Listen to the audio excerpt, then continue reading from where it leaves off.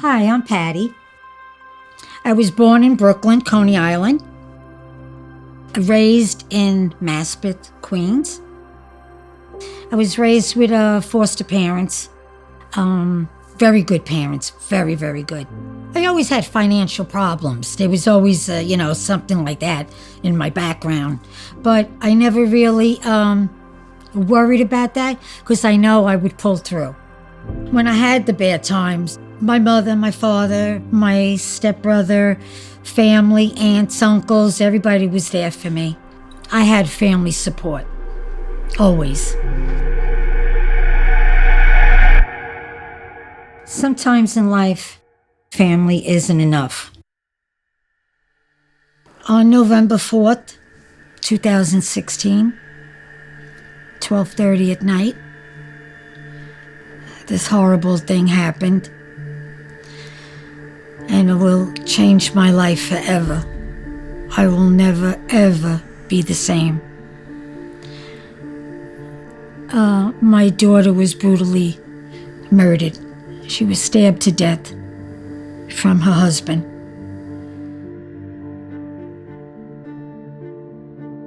I was home sleeping and my granddaughter called me. Please hurry up, come. Daddy hurt Mommy. Well, I couldn't even close the phone. It was like in 2 seconds I was in the car racing down Hicksville Road to get to my daughter. I went to the scene and all I seen was detectives all over, police. I seen one ambulance with my granddaughter in it and she was slashed on the hand. The hand was severe, very bad. Her hand was full of blood. All she said to me is, go see Mommy. I said, okay. Meanwhile, I'm crying, hysterical. As soon as I seen the crime scene, I knew my daughter was gone. But at that time, they didn't want to say anything to me. I knew it right away. My grandson, Robbie, he witnessed it. He seen his father stabbing his mother on the ground and broke her spinal cord and she couldn't move. She was paralyzed. And all she said to him is, call 911, I can't move. And he ran, he called the cops, but he was so scared, screaming on the phone to the operator. At that night when it happened, the anxiety, the emotions that I had. I was just so worried for my grandchildren. But as for my daughter, there was nothing I can do.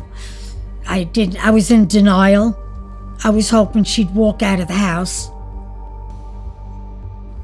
Sometimes I get anxious. Sometimes I'm in disbelief. And there's times that I can't accept it. My granddaughter, as she was injured, she was at the hospital, and Katie from the Safe Center was there. When I arrived at the hospital, Patty was clearly in shock and overwhelmed with grief. I don't know that you can necessarily prepare for a situation like that. My role was really to provide whatever I could in the way of emotional support.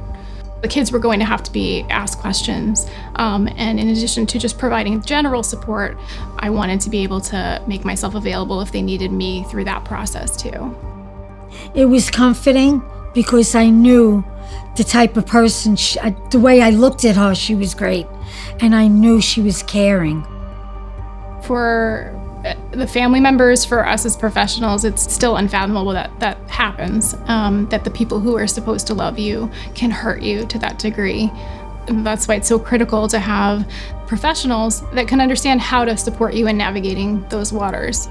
Even though I was in denial and crying and emotions and everything was going through me, I was okay with Katie.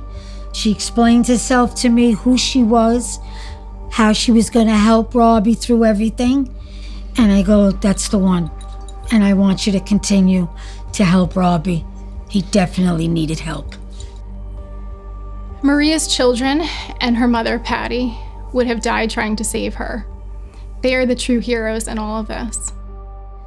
I didn't want to seek any help. In the beginning, I didn't really want anything. But then when I walked into the building of the Safe Center for Domestic Violence, I met Mickey, the therapist. Well, first of all, Mickey showed her love, her condolences. My experience with Patty was overwhelming because of the nature of what had happened, and also because of her ability to articulate her pain, talk about what happened. I remember hugging her, and I remember wondering, how can this be that this has happened again in our society? And this woman has to bear it. My job was to help her. For domestic violence, she was the number one. She would write down everything and copy all my papers and worried about every little thing that was going on. And she was worried about me, worried how I was taking care of myself. You know, do you feel like you're going to hurt yourself? Do you feel this? When I went to sit down with her, I felt so comfortable with her.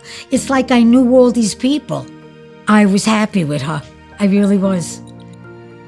I think that I am privileged to learn something from people who have been in this situation. And certainly from Patty, I've learned that you can still help other people in spite of your pain. Patty can help anybody. She can make anybody laugh.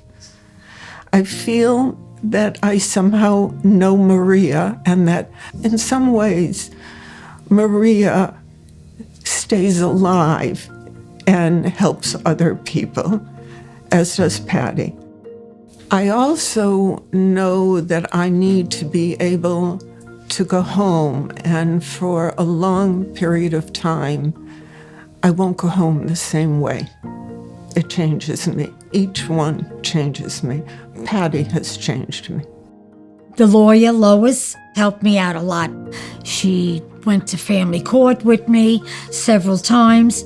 Well, the first time I met Patty, I sat with her and expressed my condolences and offered to help her as an attorney in any way I can. I also helped her understand the things she might need.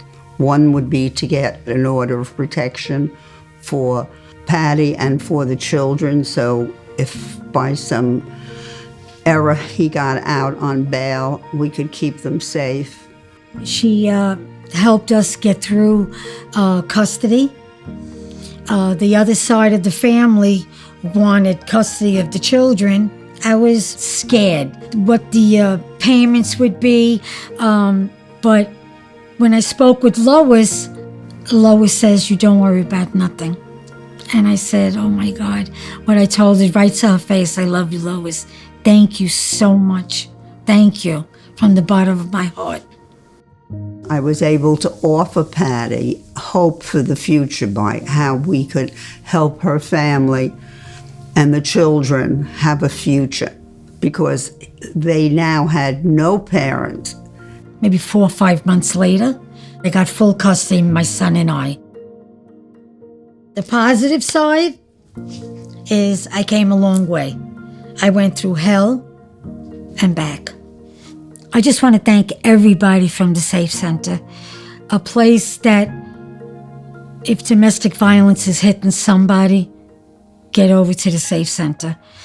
If it wasn't for the Safe Center, I don't know where I'd be right now, and I'll be honest with that.